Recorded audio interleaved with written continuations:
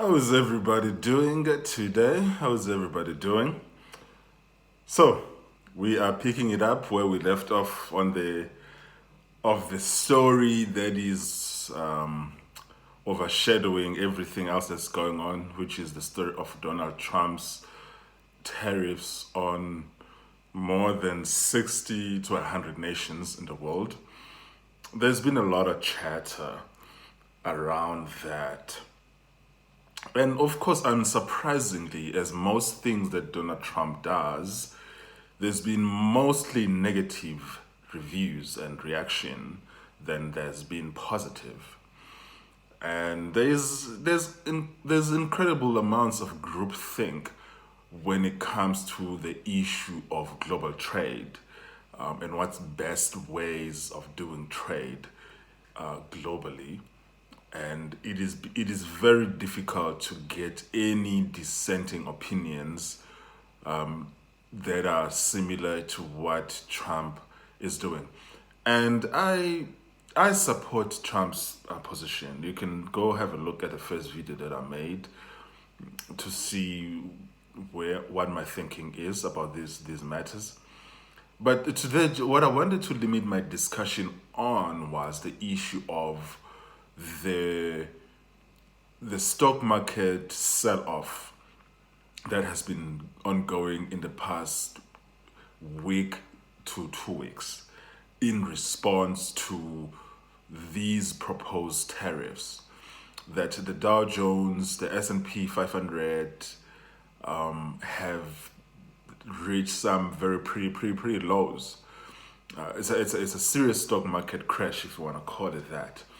And a lot of people are using this as evidence that Donald Trump's policies are a bad idea and that they don't make economic sense. And my argument is that the truth is further from that. It is the furthest thing from the truth. And also, I have to say that there is no one economic indicator that can tell us the positivity or the negativity of a certain policy.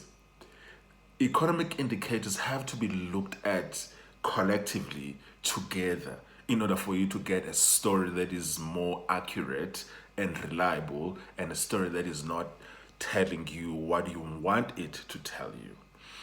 And so, for instance, you have to look at obviously, you have to look at issues like stock market strength, stock market levels. You have to look at issues like currency strength, which in the US is a bit complicated because the US dollar is the reserve currency of the world, but you still have to look at that as well. You need to look at numbers like job creation numbers in the past month or the past quarter. You have to look at numbers like consumer confidence. You have to look at numbers like positive or negative responses of, is the country going in the right direction. You have to look at issues like the CPI numbers, inflation numbers. And so you have to look at all of those numbers together. And in this particular instance, you also have to look at how many in manufacturing or industrial jobs have been created.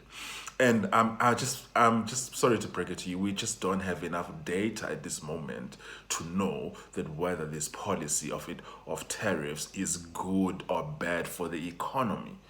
I know that in the long term, this will probably be one policy that will save the American empire. But in the short to medium term, we don't know. So we have to wait.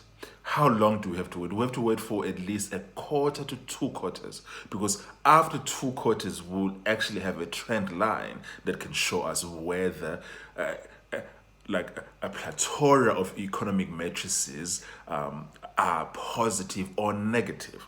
Until then, when you are just relying on on a stock market sell-off, you are just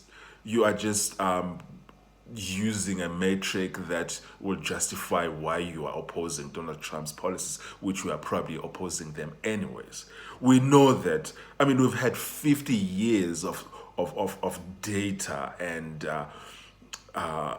history to know that economic strength or stock market strength or stock market weakness is not on its own a measure for anything.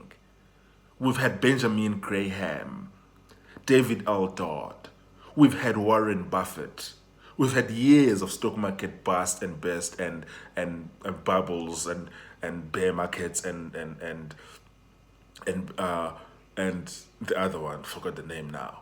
We know that the stock market strength or weakness in its own is not a measure for anything. For anything. That economic metrics have to be read together. They have to be read together. So I really don't buy this idea that now, oh, some like historical stock market losses are concrete evidence that Donald Trump's tariff policies are bad. No, no, no. Cut the crap. Cut the crap. We know that's just not the case. So we're going to have to wait. We know that the US economy added more than 200,000 jobs in the month of March. Now, those are very impressive numbers. And we know that those are not government jobs because the government is busy laying off people. So when we're saying that they created 200,000 jobs, that means after they've calculated, including all of these, close to maybe 500,000 government jobs that were lost, after subtracting those, they still got a positive number of more than 200,000 jobs created. So that tells me that this is a very strong economy. And so let's just wait and see. And let's just put aside your biases. Let's just put aside your so-called expert opinion. Expert has been so wrong for so many years. Let's just wait and see. Let's wait and see. Cool. Till next time.